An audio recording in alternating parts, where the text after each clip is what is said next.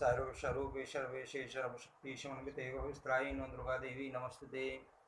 रुरु के द्वारा आधी आयु देने पर प्रमद द्वार का पुनः जीवित होना, तक्षक के द्वारा धन प्राप्त करने पर मंत्रविद कश्यप का लौट जाना, फल के अंदर कीड़े के रूप में बैठकर तक्षक का परीक्षित के पास पहुंचकर उन्हें काटना और परीक्षित की मृत्यु।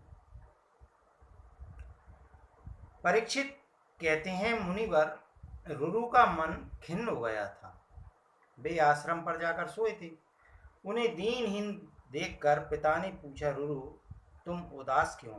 तब रुरु ने पिता से कहा, स्थूल केश मुनि के आश्रम पर जो प्रमद्वारा नाम की कन्या है, मैं उसके साथ विवाह करना चाहता हूँ। पुत्र की बात सुनकर उसी क्षण पिता प्रमति मुनिवर स्थूल के पास गए, उन्हें समझा बुझाकर अनुकूल बनाया।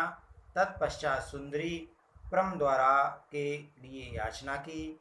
स्थूल केश मुनि ने वचन दिया कि शुभ मुहूर्त आने पर मैं विवाह कर दूंगा।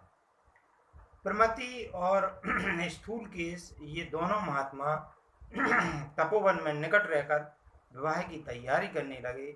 उसी समय की बात है कि सुंदर नेत्रों वाली प्रमद्वारा घर के आंगन में घूम रही थी। एक कलसाया हुआ सांप पड़ा था। प्रमद्वारा के पैर का स्पर्श होते ही उसने उसे डस लिया। इससे उसका शरीर प्राणहीन होकर जमीन पर गिर पड़ा। सब और कोहराम मच गया। सबके सब मुनि आ गए, शोकाकुल होकर विषाद करने लगे। जमीन पर पड़ी हुई मृत पुत्री को देखकर पिता के दुख का पारावार न रहा। प्रमद्वारा इतनी तेजस्विनी थी कि मरने पर भी उसका शरीर चमक रहा था। उसके मर जाने पर समाचार सुनकर रुरु भी रोते बिलखते देखने के लिए आए। देखा वह मृत कन्या जमीन पर पड़ी थी। जान पड़ता था मानो जीवित ही है। स्थूल केश तथा अन्य अनेकों श्रेष्ठ ऋषि विषाद कर रहे थे। उन्हें देखकर रुरु वहां से बाहर निकल आए। उन्होंने शोकाकुल होकर अपने मन में सोचा कि मेरे दुर्भाग्य ने ही इस महान अद्भुत सर्प को यहाँ भेजा है, तभी तो मेरे कल्याण का संहार करने में है कारण बन गया। क्या करूं और कहाँ जाऊं? अब तो मेरी प्राण प्रिया श्लोक से चल बसी। मैं बड़ा ही भाग्यहीन हूँ। इससे इसके पाणी ग्रहण करने का तथा अग्नि में लाजा की आहुति देने का भी अवसर मुझे प्राप्त नहीं हो सका। मेरे इस मानव जीवन को धिक्कार है। अब तो मेरे प्राण प्रयाण कर जाएं, यही ठीक है। यूं विषाद करते हुए वे नदी तट पर बैठकर उपाय सोचने लगे। यदि मैं मर जाता हूँ तो कभी न मिटने वाली आत्महत्या के सिवा दूसरा कौन सा फल मेरे हाथ लगेगा? मेरे पिता दुखी होंगे, माता का मन संताप की आग में रात दिन जला करेगा। हाँ, मुझे मरा देखकर मेरा दुर्भाग्य अवश्य ही बड़ा संतुष्ट होगा। इससे मेरी दिवंगत प्रिया प्रमद्वार का तो कुछ उपकार होने की संभावना है नहीं है। यदि मैं वियोग से व्याकुल होकर स्वयं आत्महत्या कर लूंगा तो वह प्रमदा परलोक में मुझे आत्मघाती की पत्नी बन जाएगी। यह भी संभव नहीं रहेगा। इसलिए मेरे प्राण त्याग करने में तो अनेकों दोष हैं। जीवित रहने पर ये दोष कोई दोष नहीं आ सकता। इस प्रकार विचार करने के पश्चात मुनिवर रुरु ने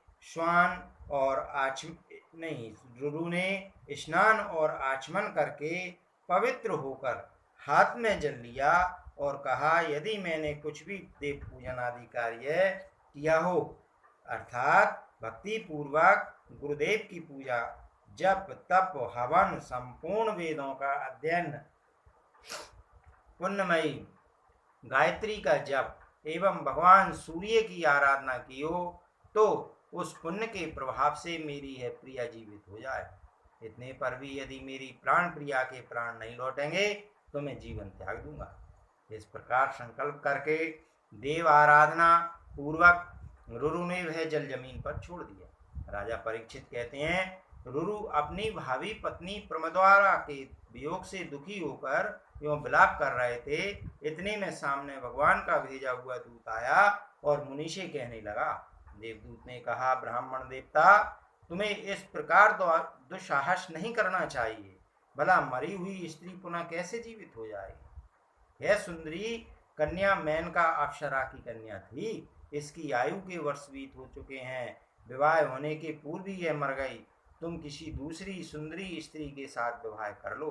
अरे प्रचंड मूर्ख, रोते हो क्यों? अब इसके साथ तुम्हारा क्या प्रेम रहा? गुरु बोले, देवदूत, है जीवित हो अथवा ना हो, किंतु यह निश्चय है कि अब मैं किसी दूसरी स्त्री के साथ विवाह नहीं करूंगा। मुझे मर जाना ही पसंद है। राजा परीक्षित कहते हैं कि मुनि का आग्रह जानकर देवदूत को बड़ी प्रसन्नता हुई। उसने अत्यंत मनोहर सुंदर सत्य वचन कहे, दुर्जर, तुम्हें यह उपाय बताता हूँ जिससे प्राचीन समय में देवता लोग लाभ उठा चुके हैं। तुम अपने जीवन की आधी आयु देकर शीघ्र प्रमदा को जिला सकते हो। रुरु बोले, मैं निसंदेह इस कन्या को अपनी आधी आयु दे देता हूँ। आज मेरी यह प्राण प्रिया पुनः जीवन लाभ करके उठ बैठे। उसी समय विश्वावसु मुनि विमान पर बैठकर वहां पधारे। वे विश्वावसु गंधर्वों के राजा थे। अपनी पुत्री प्रमदा का निधन जानकर स्वर्ग से उनका आना हुआ था। फिर विश्वावसु और देवदूत दोनों धर्मराज के पास गए और उनसे यह वचन कहा, धर्मराज, यह रुरु की पत्नी और विश्वावसु की कन्या है। इसका नाम प्रमद्वारा है। अभी सर्प के काट लेने इसके प्राण निकल गए हैं। धर्मराज रुरु इसके लिए प्राण देने को तैयार हैं। अतः उनकी आधी आयु प्राप्त करके यह सुंदरी कन्या पुनः जीवित हो जाए। रुरु के नियम व्रत का पुण्य इस कार्य के बदले समर्पित है। धर्मराज ने कहा, देवदूत, यदि तुम विश्वावसु की कन्या को जीवित करना चाहते हो तो उठो, रुरु के पास जाओ और उसकी आधी आयु से कन्या को जीवित कर दो।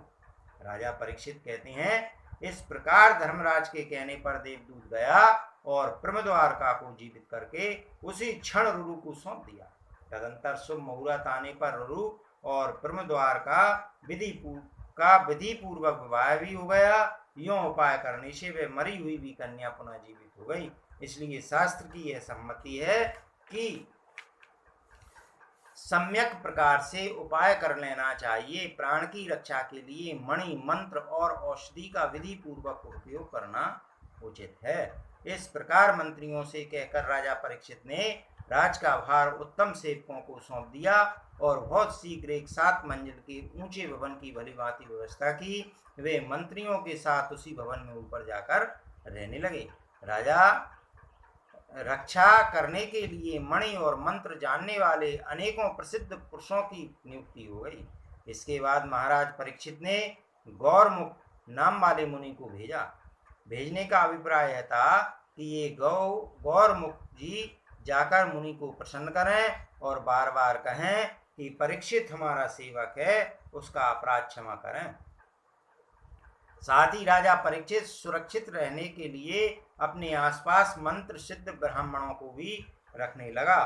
फाटक पर मंत्री के नवयुवक कुमार को बैठा दिया। वहां बहुत से हाथी खड़े थे। ऐसा बड़ा प्रबंध था कि उस अत्यंत सुरक्षित भवन में कोई भी नहीं जा सकता था। वायु तक भी अपनी इच्छा से नहीं जा सकती थी, उसे भी रुक जाना पड़ता था।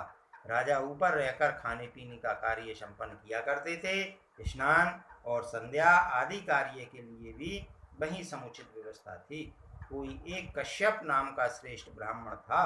उसने सुना कि राजा परीक्षित को शाप लग गया है। उसे धन प्राप्त करने की इच्छा थी।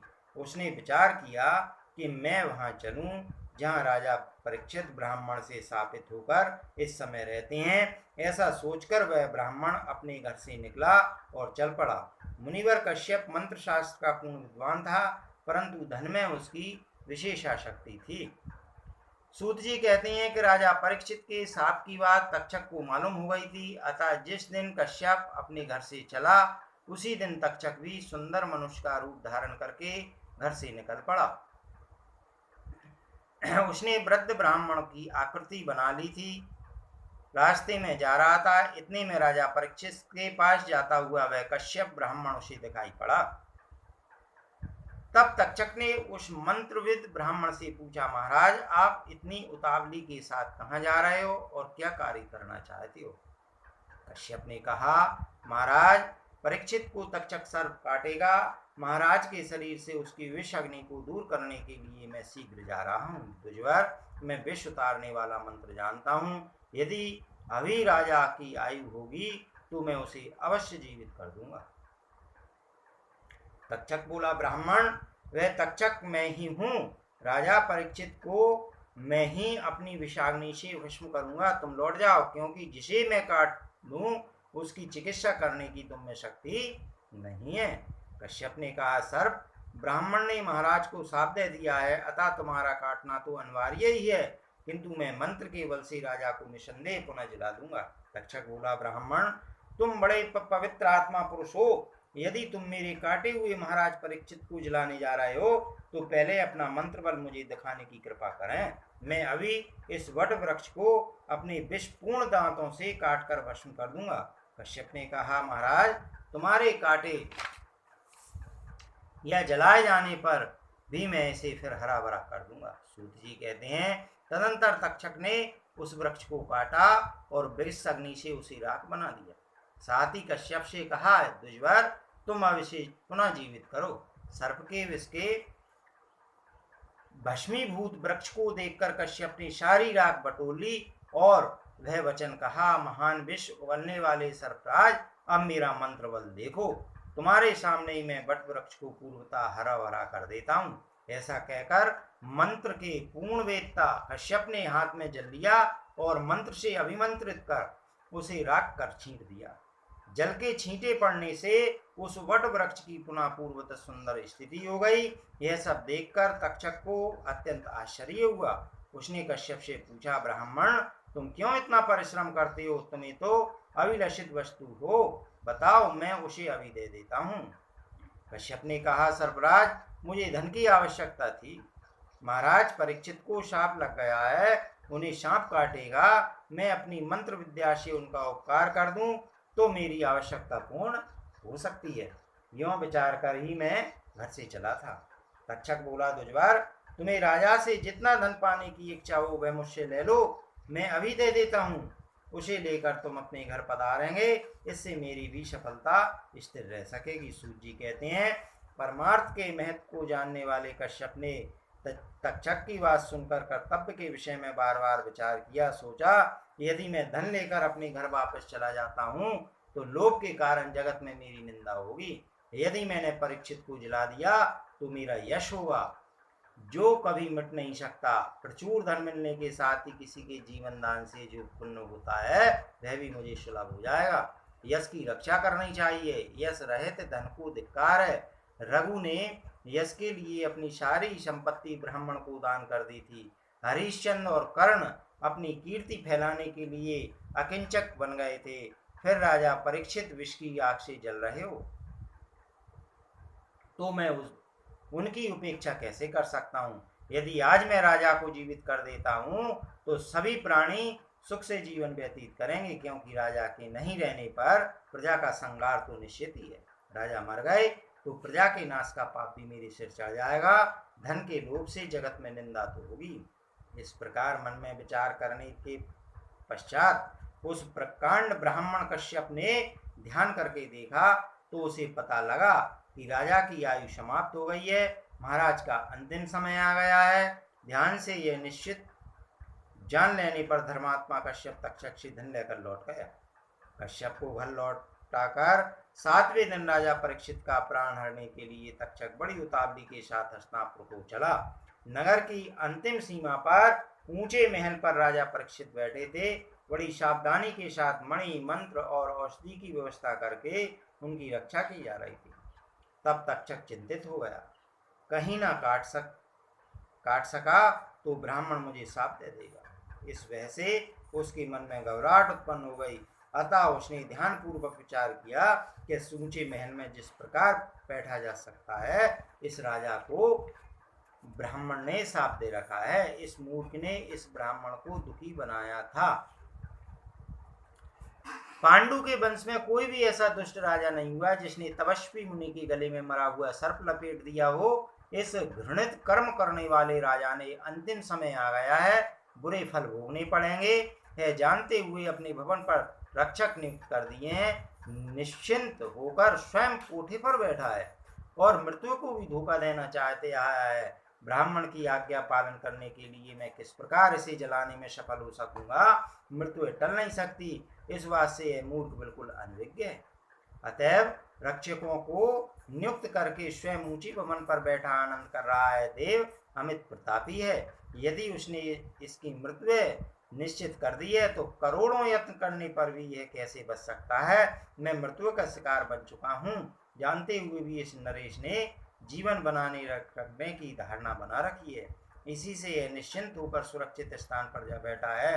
राजा का कर्तव्य है कि सभी समय दान पुण्य आदि उत्तम कर्म करे। इससे दुख दूर हो जाता है और आयु में वृद्धि होती है। यदि आयु न बढ़ी, मरण समय ही आ गया, तो स्नान दान आदि पवित्र क्रियाएं करके इस लोक से जाने वाले को स्वर्ग मिलता है, अन्यथा नरक की यातनाएं भोगनी पड़ती हैं।